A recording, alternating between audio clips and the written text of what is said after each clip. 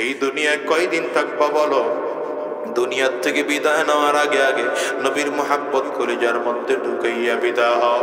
নিজের আকল দিয়া গুনাহ থেকে বেঁচে দিনদার হইয়া জমিন থেকে বিদায় হও।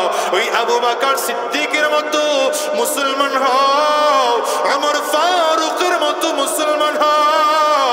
ফিরআউন মার্কা মুসলমান হইও না, আবু জাহাল মার্কা মুসলমান হইও না, উতবা শাইবা মার্কা মুসলমান হইও না।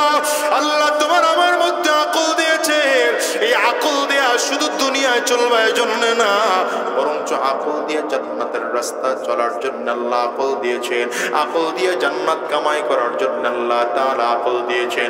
এজন্য সাবধান, দুনিয়ার তালে পড়ে আমার মালিকরে বলে যেও না, আখিরাত বলে যেও না, ইসলাম বলে যেও না। আজকের ময়দান থেকে ওয়াদা করে বের হও, বাজান রে কয়দিন এই দুনিয়ায় থাকবা বলো? আজ আসি আগামীকালকে দুনিয়ায় থাকবো এমন কোনো গ্যারান্টি নেই, ঠিক না বেঠিক? আওয়াজ করে বলেন বাজান। এই দুনিয়ায় তো আসার সিরিয়াল আছে, আমি তো প্রায় বলি, যাওয়ার কিন্তু কোনো সিরিয়াল নাই। এই দুনিয়া আগে দাদা আসে, তারপরে বাবা, তারপরে সন্তান। যাওয়ার সময় এমন হয় দাদা দুনিয়া থাকে, নাতি জমিন থেকে বিদায় হয়, বাবা দুনিয়া থাকে, সন্তান জমিন থেকে বিদায় হয়। এমন হয় কি হয় না? একটু আওয়াজ করে চিল্লায় বলে এ বাজান রে, এই মজলিসে আমার মতো মা নাই এমন কে কে আছেন? হাতটা উঁচা করে। বাবা নাই কার কার? আপনারা হাত উঁচা করে দেখান একটু। আমার যুবকেরা দেখো, মা হারা মানুষদের পরিস্থিতি কেমন হয়, বাবা হারা মানুষগুলোর চোখ দুইটা কেমন করে লাল হয়। যেমন করে তোমার ঘরে মা না, যেমন করে তোমার ঘরে বাবা নাই, এমন একটা দিন আসবে যেদিন তুমি আর আমিও জমিন থেকে বিদায় হয়ে যাব। এমন একটা দিন আসবে মা আর বাবার মতো অন্ধকার কবরের যাত্রী তুমি আর আমিও হব। এমন একটা দিন আসবে যেই দিন তোমার আমার মার বাবার মতো তোমাকে আমাকেও জমিন থেকে বিদায় হওয়া লাগবে। এই দুনিয়ার বাড়ি করার জন্য কত পরিকল্পনা করলা, দুনিয়ার টাকা পয়সা করার জন্য কত পরিকল্পনা করলা, বাজান এগুলো কোনোটাই থাকবে না, সব ছেড়ে চলে যাওয়া লাগবে। এই দেখো তো তোমার বাড়িটা করার জন্য কত প্ল্যান তোমার ছিল, রড কোন কোম্পানির কিনবা, সিমেন্টটা কোন কোম্পানির কিনা হবে, ইঞ্জিনিয়ার কি দিয়ে কত সুন্দর করে ডিজাইন করাও, কিন্তু একবারের জন্য ফিকির করেছো বাজান রে এমন একটা সময় এই জমিনের মধ্যে আসবে, বাড়ি বাড়ির জায়গায় পড়ে থাকবে, সন্তান বাড়ি ঘর নিয়া বড় ব্যস্ত হয়ে যাবে, তুমি আর আমি অন্ধকার কবরের যাত্রী। এই জন্য অনুরোধ করে যাই রে বাজান, আজকের ময়দানটার মধ্যে যারা এসেছ ওয়াদা করে বিদায় হও। আল্লাহ পাকের দেওয়া আকল দিয়া কোরআনের পথে চলবো। যদি কোরআন না বুঝি, নবী যেভাবে বুঝিয়ে গিয়েছেন আমরাও সেইভাবে চলবো। হারাম রাস্তায় কদম বাড়াবো না, শয়তানি রাস্তায় কদম বাড়াবো না, গুনাহের রাস্তায় কদম বাড়াবো না। যতদিন আল্লাহর এই জমিনে বেঁচে থাকবো দ্বীনের পথে চলবো। আল্লাহ কারা কারা তৈয়ার আছো বাজার? দুইটা হাত উঁচা করে ওয়াদা করে আমার আল্লাহকে দেখাও। আল্লাহ পাকের কাছে ডাক দাও না, চিৎকার করে আল্লাহ। চোখের পানিগুলো ফেলে ফেলে আমার মালিকরে জোরে ডাকো না, আল্লাহ আয় আল্লাহ। সব মানুষগুলো মিলে হাত উঁচু করে লাও, ওয়াদা করলাম আর হারাম রাস্তায় কদম বাড়াবো না, শয়তানি রাস্তায় কদম বাড়াবো না, গুনাহের রাস্তায় কদম বাড়াবো না, দ্বীনের পথে চলবো, কোরআনের পথে চলবো, ইসলামের পথে চলবো। আল্লাহ তুমি কবুল করে নাও, কবুল করে নাও, কবুল করে নাও। জবান খুলে বলো আমিন, আওয়াজ দিয়ে চিৎকার করে বলো আল্লাহুম্মা আমিন। ওয়াল্লাযী বা'আসা ফিল উম্মিয়িনা রাসূলা, হুয়াল্লাযী বা'আসা ফিল উম্মিয়িনা রাসূলাম মিনহুম ইয়াতলু আলাইহিম আয়াতিহি ওয়া ইউযাক্কিহিম ওয়া ইউআল্লিমুহুমুল কিতাবা ওয়াল হিকমা ওয়া ইন কানূ মিন ক্বাবলু লাফী যালালিম মুবিন।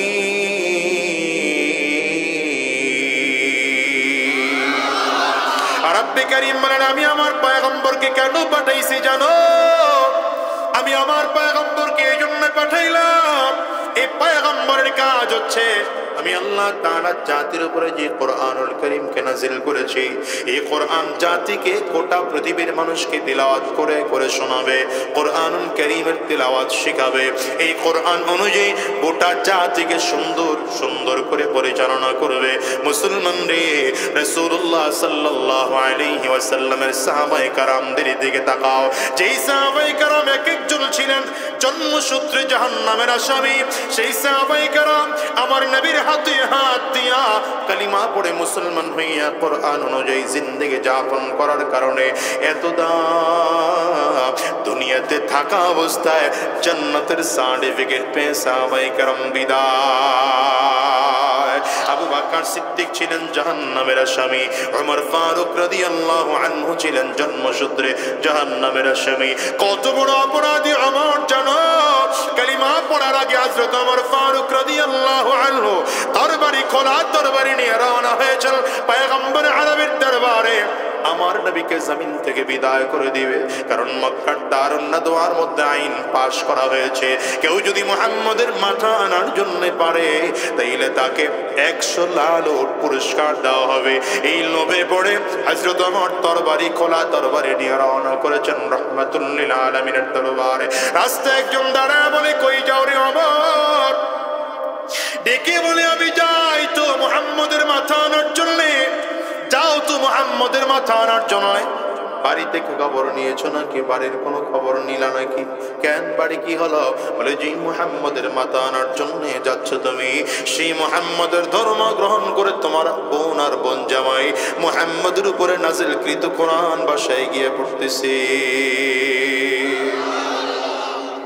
হযরত ওমরের মেজাজ গরম হয়ে গেল। আমি ফিরে বাড়ির দিকে চলে গেলেন। দরজার কাছে কান লাগায় শুনতেছেন কোরআন তিলাওয়াতের আওয়াজ শোনা যায়। কথা বলতে দেরি হয়। হযরত ওমর দরজার মধ্যে একটা আঘাত করেছেন, লাঠি মেরে দরজা ভেঙে ফেলছে। দরজা ভেঙে ফেলে তাকিয়ে দেখে বোন আর বোন জামাই দুজন মিলে কোরআনুল কারীম তিলাওয়াত করে। বোন আর বোন জামাইকে বেধড়ক পেটাতে আরম্ভ করেছেন তরবারির বাট দিয়া। বোন জামাইকে যখন বেধড়ক মারতে আরম্ভ করেছে, বোন সামনে এসে 2 হাত দাঁড় করিয়েছে। ওমর, যা মারা দরকার আমাকে মারো, আমার স্বামীর গায়ে একটা আঘাত তুমি সামনের দিকে করবে না। রাগের মাথায় হযরত ওমর বোনের গালের মধ্যে এক থাপ্পড় বসায় দিছে। থাপ্পড়ের কারণে চোখ দিয়ে গাল দিয়ে ঠোঁট ফিটিয়ে রক্ত টাপ টাপ করে পড়তে আরম্ভ হয়। বন্দাটা বলে, ওমর, তোমার মাথাও খাত্তাবের, তোমার শরীরেও খাত্তাবের রক্ত, আমার শরীরেও খাত্তাবের রক্ত। তুমিও যেমন খাত্তাবের সন্তান, আমিও খাত্তাবের সন্তান। আমি কালিমা পড়ে হাতে হাত দিয়ে নবীজির কালিমা পড়ে মুসলমান হয়েছি। জীবন চলে যাবে, কালিমা ছাড়তে রাজি না। বোনের কণ্ঠে এত দ্রুত অবস্থান দেখা আমার নরম হয়ে গেলে ডেকে বললেন, বোন রে, কি তিলাওয়াত করতেছিলে এতক্ষণ? বল না, কি তিলাওয়াত করতেছিলে? আমার কি একটু দেওয়া যায় না? আমি কোরআনুল কারীমের তিলাওয়াত শুনবো, আমার কি দেওয়া যায় না? আমি নিজে কোরআন পড়ে দেখবো, আমার কাছে কি পৃষ্ঠাটা লিখে দেওয়া যায় না? আমার সামনে দেওয়া যায় না? বোন ডেকে বলে, তুমি নাপাক অবস্থায় আছো, নাপাক অবস্থায় কাউকে কোরআনুল কারীম ধরা যাবে না। কারণ আল্লাহর কোরআন বলেছেন, লা ইয়ামাসসুহু ইল্লাল মুতাহহারুন।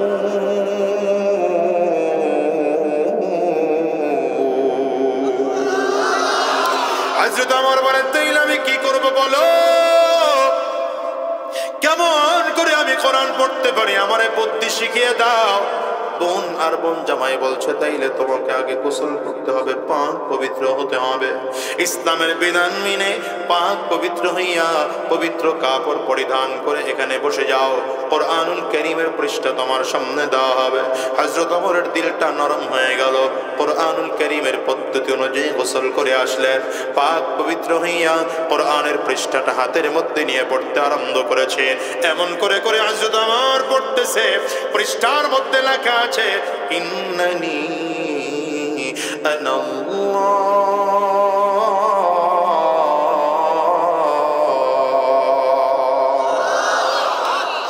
ইন্নানি আনাল্লাহ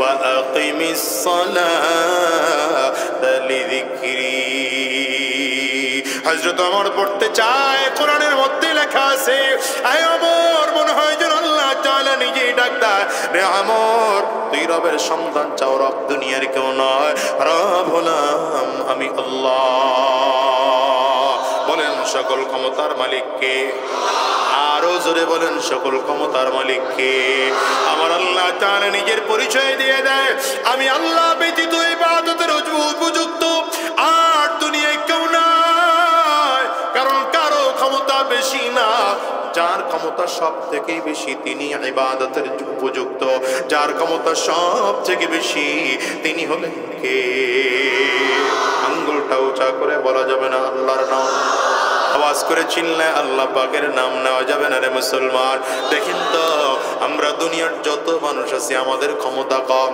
আমাদের ক্ষমতা সীমিত আমাদের সম্পদ সীমিত কথা কয় এই দুনিয়ায় যত গাড়িওয়ালা বাড়িওয়ালা টাকাওয়ালা ক্ষমতাওয়ালা সব মানুষগুলোর থেকে হিসাব মিলিয়ে দেখে যত টাকাওয়ালা মানুষগুলো আছে একজন আরেকজনের মুখাপেক্ষী এই দুনিয়ায় যত ক্ষমতাওয়ালা আছে একজন আরেকজনের মুখাপেক্ষী আমি তো মাঝে মাঝে উদাহরণ দিয়ে বলি আপনাদের রাস্তার মধ্যে একজন ব্যক্তি 10 কাঠা জায়গার উপরে 10 তলা বাড়ি নির্মাণ করলো স্যানিটারি মিস্ত্রির কাজ কমপ্লিট হয়ে গেল ইলেকট্রিক মিস্ত্রির কাজ কমপ্লিট হয়ে গেল রাজমিস্ত্রির কাজ কমপ্লিট হয়ে গেল সব ক্লিয়ার হয়ে গেল কিন্তু এই লাইনের বাড়ির মূল লাইনের একটা ছোট্ট স্যানিটারি পাইপ সংযোগ দেওয়া বাকি আছে হয়তো পাইপের দাম মাত্র 500 টাকা আর যেই মিস্ত্রি সংযোগ দিবে এই মিস্ত্রির মজুরি হয়তো 500 টাকা মাত্র 1000 টাকার জন্য 10 তলা বিশাল বাড়িটা বসবাস করা অনুপযোগী হয়ে আছে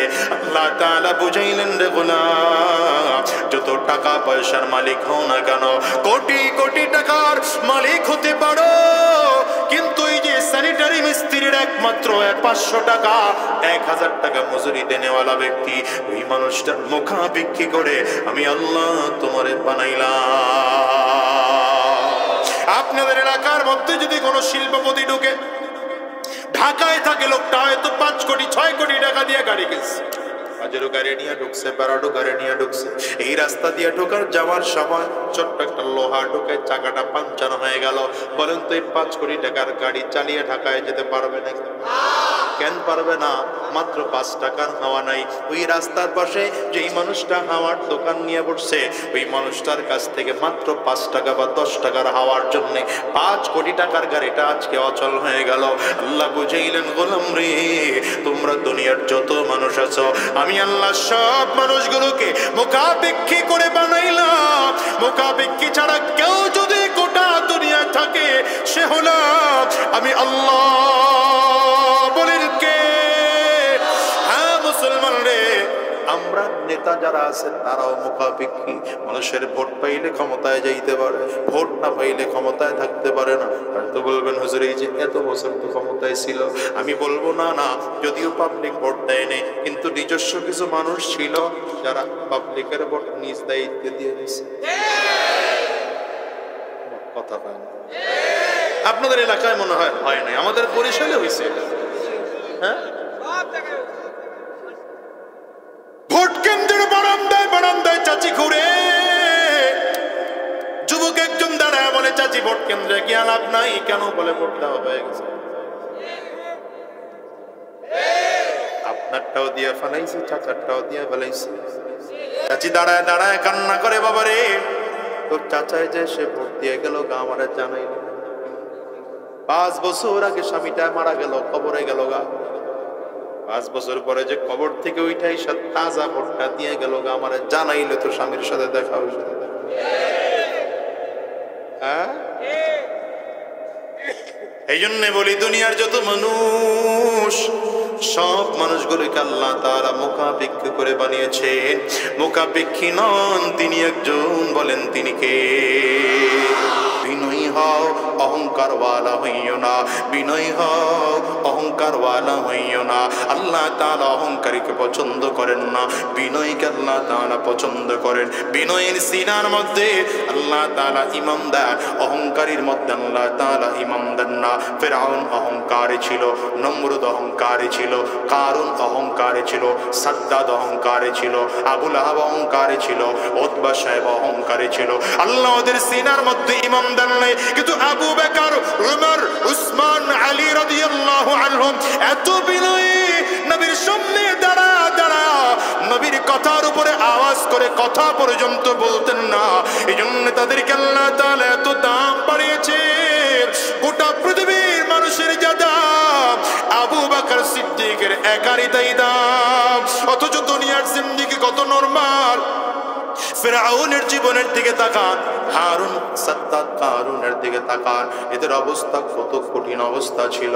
আবু বকর সিদ্দিক রাদিয়াল্লাহু আনহুর দিকে তাকান, ছোট একটা ঘরের মধ্যে বসবাস করতেন। সর্বোপরি তোমার আমার নবী সরওয়ারে দো আলম জনাবে মুহাম্মদুর রাসূলুল্লাহ সাল্লাল্লাহু আলাইহি ওয়াসাল্লাম ছোট ছোট কয়েকটা ঘরের মধ্যে 9 জন বিবিকে নিয়ে থাকতেন। দুনিয়ার আরামায়েশ আমার নবীর ছিল না। আমার নবী পাহাড়ের চূড়ায় বসে কান্না করতে শুরু করেছিল। আল্লাহ তাআলা জিবরিলকে পাঠায়, পয়গম্বরকে বলো, পয়গম্বর কেন চোখের পানিগুলো ফেলে ফেলে কান্না করে? আমার পয়গম্বর যদি চায়, ওয়ালা সাউফা ইউতিকা রাব্বুকা ফাতাল্লাহ, আমার পয়গম্বর যদি চায় তাইলে আমি আল্লাহ তাআলা তাকে দিতেই থাকবো। যতক্ষণ আমার পয়গম্বর খুশি না হবে আমি আল্লাহ তাআলা দেওয়া বন্ধ করব না। মদিনাতে আমার নবী গিয়েছে, আল্লাহ তাআলা ডাক দিলেন, হাবিব কেন কান্না করে? উহুদ পাহাড়টা স্মরণ করে দিতে বললে স্মরণ করে দেব। আমার হাবিব যখন চাবে তখন এখান থেকে খরচ করতে পারবে। নবী আমার জিবরিল আমিনকে লক্ষ্য করে করে বলেন, আল্লাহুম্মা আহয়িনি মিসকিনা ওয়া আমিতনি মিসকিনা ওয়াহশুরনি ফি যুমারাতিল মাসাকিন। আয় আল্লাহ, আমি বড় লোক হয়ে বাঁচতে চাই না, গরীব হয়ে বাঁচতে চাই, মিসকিন হয়ে বাঁচতে চাই। আল্লাহ, আমি গরীব হয়ে বাঁচবো। আবু বকর সিদ্দিক রাদিয়াল্লাহু আনহু গরীবে হালাতে জিন্দেগি কাটিয়েছে। ওমর ফারুক রাদিয়াল্লাহু আনহু গরীবী হালাতে জিন্দেগি কাটিয়েছে। কিন্তু খেয়াল করেন তো, আজকে আবু বকর সিদ্দিক জমিন থেকে বিদায় হওয়ার পরে ওই কবরের কি পরিমাণ দাম। রাহমাতুল লিল আলামিন জমিন থেকে বিদায় হওয়ার পরে আমার নবীর রওজার কি পরিমাণ দাম। ওই নবীর রওজা গোটা দুনিয়া 100 বার বিক্রি করলেও সমান হবে না। কত লক্ষ লক্ষ হাজিরা যায় নবীর রওজা জিয়ারত করার জন্য। আমি তো মাঝে মাঝে বলি, কাবা মানুষ হজ করতে যায়, মক্কাতুল মুকাররমায় যাওয়ার সাথে সাথে সব হজের কাজগুলো কমপ্লিট হয়ে যায়। হজের আহকামগুলো সব তো মক্কার মধ্যেই সীমাবদ্ধ, মদিনায় তো যাওয়া লাগে না। কিন্তু আল্লাহর পাগল তারপরও কেন মদিনার জমিনে যায়? মদিনায় যাওয়ার কারণ হলো, যেই নবীর জন্য আখিরাতের সন্ধান পাইলাম, যেই নবীর জন্য জাহান্নামের আযাব থেকে মুক্তি পাইলাম, যেই নবীর জন্য জান্নাতের রাস্তা পাইলাম, যেই নবীর জন্য গুনাহ থেকে মুক্ত হতে পারলাম, যেই নবীর জন্য রবের পরিচয় পাইলাম, ওই নবীরকে না দেখা, নবীর রওজা না দেখে কেমনে যাব? পাগলগুলো মদিনায় যায়, মদিনার গলি দিয়ে দিয়ে ঘুরে। কত হাজিদেরকে দেখেছি চোখের পানিগুলো ফেলে ফেলে কান্না করে আর ডেকে ডেকে বলে, আল্লাহ, আয় আল্লাহ, এই রাস্তা দিয়েই তো বুঝি তোমার হাবিব খালি পায়ে পায়ে হেঁটেছিল। নবীজির রওজার পাশে দাঁড়ায় দাঁড়ায় কত হাজি সাহেবরা কান্না করে। জান্নাতুল বাকির মধ্যে গিয়ে কত হাজি সাহেবরা সাজদায় পড়ে যায় আর ডেকে বলে, আল্লাহ, এখানেই বুঝি তোমার নবী সাজদা করেছিল। তোমার নবীর চোখের পানিগুলো কত এই জমিনের মধ্যে পড়েছে। ও দুনিয়ার যুবকেরা বলো, আমেরিকায় যাও, চাইনিজ যাও, জাপান, জার্মান, ইন্দোনেশিয়া, ফ্রান্স, মালয়েশিয়ায় যাও, আমার নবীর রওজায় যাইতে মনে চাই কি চায় না? একটা চা করে বলো, কার কার মনটায় চায় দুইটা হাত উঁচা করে আমার আল্লাহকে একটু দেখাও। চোখের পানি ফেলে আওয়াজ করে জোরে ডাকো আল্লাহ, আরো জোরে আল্লাহ। দয়ার মালিক আয় আল্লাহ, যতজন মানুষ দুইটা হাত উঁচু করলাম, জীবনে একটা বার হলেও তোমার নবীর রওজা না দেখাইয়া, কাবা তাওয়াফ না করাইয়া জমিন থেকে নিও না। ও মুসলমান রে বলো, জীবনে একটা বার হলে আমার আল্লাহ তাআলা অন্তত কাবায় যাওয়ার তৌফিক দান করুক। জীবনে একটা বার হলে মদিনাতে যাওয়ার তৌফিক দান করুক। আর যদি রব্বে কারীম এইটুকু সাধ্য না দেয়, অন্তত রাতের অন্ধকারে একা একা হলেও স্বপ্ন যুগে যেন নবীর দেখতে পারি। কারণ আমার নবীর কেউ যদি স্বপ্ন যুগে একবার দেখে, জাহান্নামের আগুন হারাম, জান্নাত তার জন্য ওয়াজিব হয়ে যায়। ওরে দুনিয়ার মুসলমান শোনো, বাজারে কয়দিন এই দুনিয়ায় বাঁচবা, আমার নবীর পাগল হও তো আবু বকর সিদ্দিকের মতো পাগল হও। ওই যে আবু বকর সিদ্দিক রাদিয়াল্লাহু আনহু বাইতুল্লাহর সামনে দাঁড়াইয়া ইসলামের পক্ষে যখন খুতবা দিতে আরম্ভ করেছেন, কাফিরদের হাতে এমন মার খেয়েছে, মার খেতে খেতে বেহুশ হয়ে জমিনের মধ্যে পড়ে গেলে কাফির মুশরিকগুলো মনে করলো আবু বকর মরেই গেছে, মৃত মনে করে ফেলে রেখে চলে গেলে। আবু বকর সিদ্দিক রাদিয়াল্লাহু আনহুর মোটেও হুঁশ নাই। আরে বেহুশ অবস্থায় মানুষগুলো ধরাধরি করে তার মায়ের কাছে পৌঁছায় দিয়ে আসছে। মা বারবার করে মাথার কাছে মুছায়, মাথার মধ্যে তেল মালিশ করে, একটু করে পানি ঢালে। বাবারে, কেন তুই মুহাম্মদের পক্ষে কথা বলতে গেলি? আজকে তোর পরিস্থিতি এমন হয়ে গেল। দেখো তো আবু বকর সিদ্দিক রাদিয়াল্লাহু আনহু কলিজার মধ্যে আমার নবীর জন্য কত মায়া।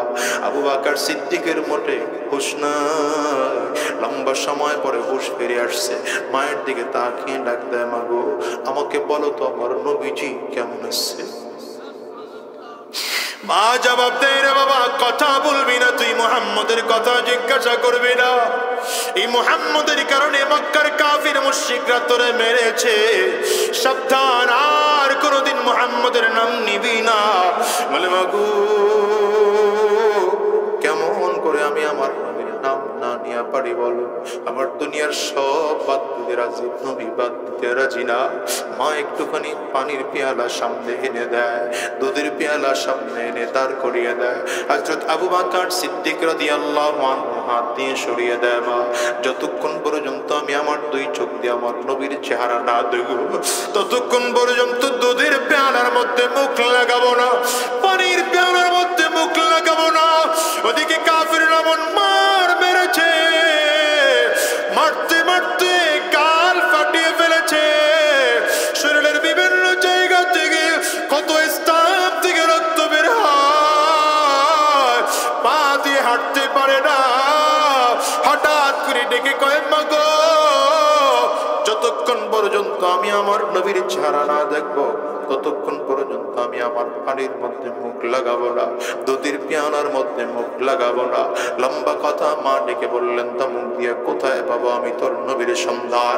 বলে, মা গো, কোথাও যদি না পাও, আমরের বোন ফাতেমার কাছে গিয়ে জিজ্ঞাসা করো আমার নবী কোথায়। আমরের বোন ফাতেমার কাছে গিয়ে জিজ্ঞাসা করা হলো। তিনি বাহানা করে চলে আসলেন বাড়িতে। হযরত ওমরের বাড়ির দরজা দিয়ে ঢুকতেছেন, হযরত ওমর তাকায়া ডাক, আবু বকর সিদ্দিক তাকায়া ডাক দেয়, এই বোন রে, বলতো আমার নবী কোথায় আছে, আমার নবী কোথায়? বোন আস্তে করে আঙ্গুলটা মুখের মধ্যে দিয়া বলে, সাবধানে, তো জোরে কথা বলিস না, তোর মা জেনে ফেলবে। তখনও পর্দার আয়াত, পর্দার বিধান নাজিল হয়ে নেয়। আবু বকর সিদ্দিক বলেন, মাশাআল্লাহ, বলো আমার নবী কই? মার দিকে তাকায় ডেকে বললেন, নবীজি একটু আগে দেখে আসছি, দারুল আরকামে বসা। এবার আবু বকর সিদ্দিক মায়ের হাতটা টান দিয়ে নিজের বুকের সাথে লাগিয়ে বললেন, মাগো,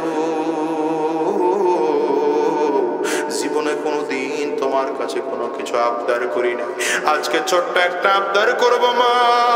আমার দিলটা বারবার করে চায় আমার নবীর কাছে যাব, আমার মনটা মোটে টিকে না।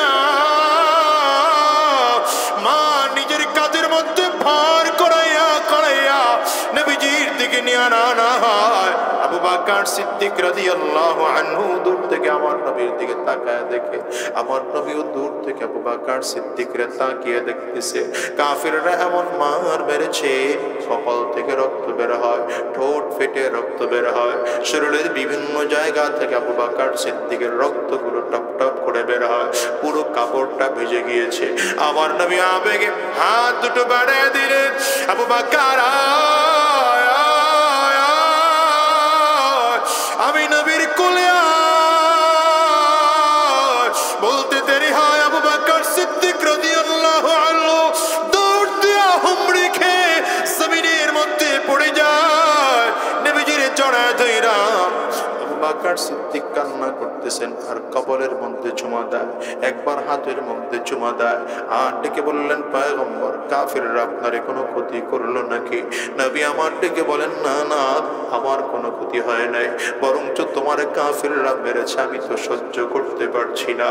ওরে দুনিয়ার মুসলমান, কেমন করে বুঝাই তোমাদেরকে বলো, এই দুনিয়ায় কয়দিন থাকবা বলো? দুনিয়ার থেকে বিদায় নেওয়ার আগে আগে নবীর মোহাব্বত করে যার মধ্যে ঢুকাইয়া বিদায় হও, নিজের আকল দিয়া গুনাহ থেকে বেঁচে দিনদার হইয়া জমিন থেকে বিদায় হও। ওই আবু বকর সিদ্দিকের মতো মুসলমান হও, ওমর ফারুকের মতো মুসলমান হও, ফিরআউন মার্কা মুসলমান হইও না, আবু জাহল মার্কা মুসলমান হইও না, উতবা শাইবা মার্কা মুসলমান হইও না। আল্লাহ তোমার আমার মধ্যে আকল দিয়েছে, এই আকল দেয়া শুধু দুনিয়ায় চলবে এজন্য না, বরঞ্চ আকল দিয়ে জান্নাতের রাস্তা চলার জন্য আল্লাহ আকল দিয়েছেন, আকল দিয়ে জান্নাত কামাই করার জন্য আল্লাহ তাআলা আকল দিয়েছেন। এই জন্য সাবধান, দুনিয়ার তালে পড়ে আমার মালিকরে বলে যেও না, আখিরাত বলে যেও না, ইসলাম বলে যেও না। আজকের ময়দান থেকে ওয়াদা করে বের হও, বাজান রে কয়দিন এই দুনিয়ায় থাকবা বলো? আজ আসি আগামীকালকে দুনিয়ায় থাকবো এমন কোনো গ্যারান্টি নেই, ঠিক না বেঠিক? আওয়াজ করে বলেন বাজান। এই দুনিয়ায় তো আসার সিরিয়াল আছে, আমি তো প্রায় বলি, যাওয়ার কিন্তু কোনো সিরিয়াল নাই। এই দুনিয়া আগে দাদা আসে, তারপরে বাবা, তারপরে সন্তান। যাওয়ার সময় এমন হয় দাদা দুনিয়া থাকে, নাতি জমিন থেকে বিদায় হয়, বাবা দুনিয়া থাকে, সন্তান জমিন থেকে বিদায় হয়। এমন হয় কি হয় না? একটু আওয়াজ করে চিল্লায় বলে, এ বাজান রে, এই মজলিসে আমার মতো মা নাই এমন কে কে আছেন? হাতটা উঁচা করে। বাবা নাই কার কার? আপনারা হাত উঁচা করে দেখান একটু। আমার যুবকেরা দেখো, মা হারা মানুষদের পরিস্থিতি কেমন হয়, বাবা হারা মানুষগুলোর চোখ দুইটা কেমন করে লাল হয়। যেমন করে তোমার ঘরে মা না, যেমন করে তোমার ঘরে বাবা নাই, এমন একটা দিন আসবে যেদিন তুমি আর আমিও জমিন থেকে বিদায় হয়ে যাব।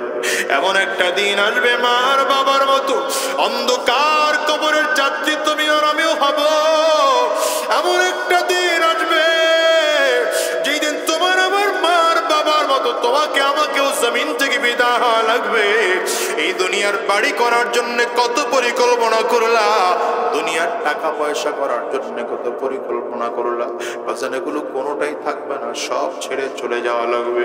এই দেখো তো, তোমার বাড়িটা করার জন্য কত প্ল্যান তোমার ছিল, রড কোন কোম্পানির কিনবা, সিমেন্টটা কোন কোম্পানির কিনা হবে, ইঞ্জিনিয়ার কি দিয়ে কত সুন্দর করে ডিজাইন করাও, কিন্তু একবারের জন্য ফিকির করেছো বাজান রে, এমন একটা সময় এই জমিনের মধ্যে আসবে, বাড়ি বাড়ির জায়গা পড়ে থাকবে, সন্তান বাড়ি ঘর নিয়া বড় ব্যস্ত হয়ে যাবে, তুমি আর আমি অন্ধকার কবরের যাত্রী।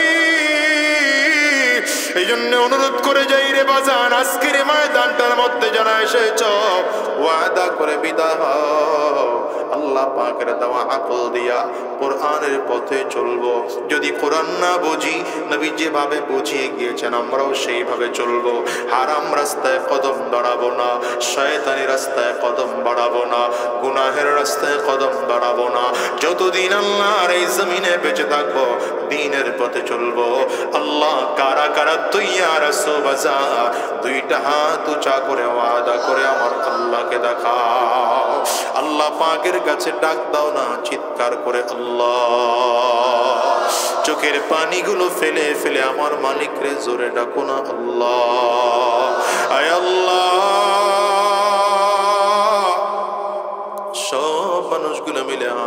করলাম, ওয়াদা করলাম আর হারাম রাস্তায় কদম বাড়াবো না, শয়তানি রাস্তায় কদম বাড়াবো না, গুনাহের রাস্তায় কদম বাড়াবো না, দ্বীনের পথে চলবো, কোরআনের পথে চলবো, ইসলামের পথে চলবো। আল্লাহ তুমি কবুল করে নাও, কবুল করে নাও, কবুল করে নাও। জবান খুলে বলো আমিন, আওয়াজ দিয়ে চিৎকার করে বলো আল্লাহুম্মা আমিন। হাতগুলো নামানো আমার বাজান। যে কথা বুঝাতে চেয়েছি এতক্ষণ ধরে, আল্লাহ তাআলা আমাদেরকে যদিও গুনাহের শক্তি দিয়ে পাঠিয়েছেন, কিন্তু আল্লাহ তাআলা সাথে সাথে আকলও দিয়েছেন।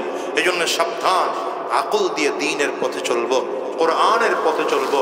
আবু বকর ওয়ালা হয়ে জমিন থেকে বিদায় হব, আমার ফারুকের মতো ইমানদার হয়ে জমিন থেকে বিদায় হব। আবু জাহাল মার্কা, আবু লাহাব মার্কা, ফিরআউন মার্কা মানুষ হয়ে জমিন থেকে বিদায় হব না। তৈয়ার আছি তো ইনশাআল্লাহ। আল্লাহ আমাদের সকলকে তৌফিক দান করুন, ঈমান ও ইসলামের পথে চলার তৌফিক দান করুন। সকলে আওয়াজ দিয়ে জবান করে চিৎকার করে জোরে সরে বলেন আল্লাহুম্মা আমিন।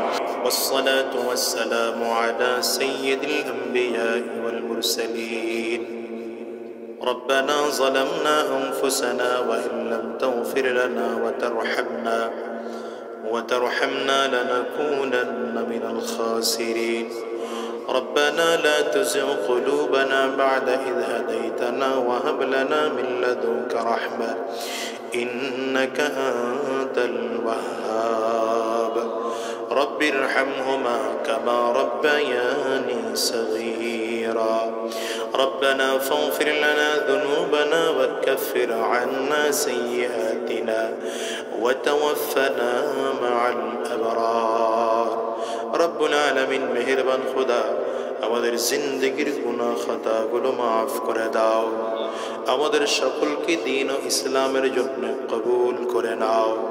দুনিয়ার জমিনে যতদিন বেঁচে থাকবো তোমার গোলামি করার তৌফিক দিয়ে দাও। জমিন থেকে যখন বিদায় হয়ে যাব ঈমান নিয়ে যাওয়ার তৌফিক দিয়ে দিও। আয় আল্লাহ, শয়তানের ধোঁকা থেকে হেফাজত করো, জালিমের জুলুম থেকে হেফাজত করো, হিংসুকের হিংসা থেকে হেফাজত করো। গোটা দেশটাকেও তুমি কবুল আর মঞ্জুর করে নাও।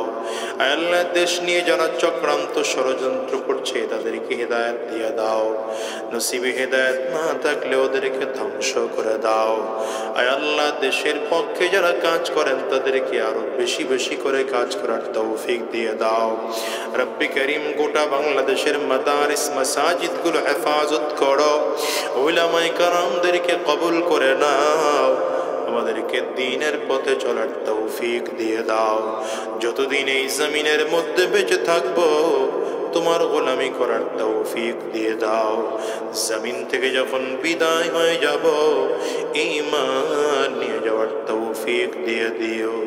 সুবহানা রাব্বিকা রাব্বিল ইজ্জাতি আম্মা ইয়াসিফুন ওয়া সালামুন আলাল মুরসালিন والحمد لله رب العالمين.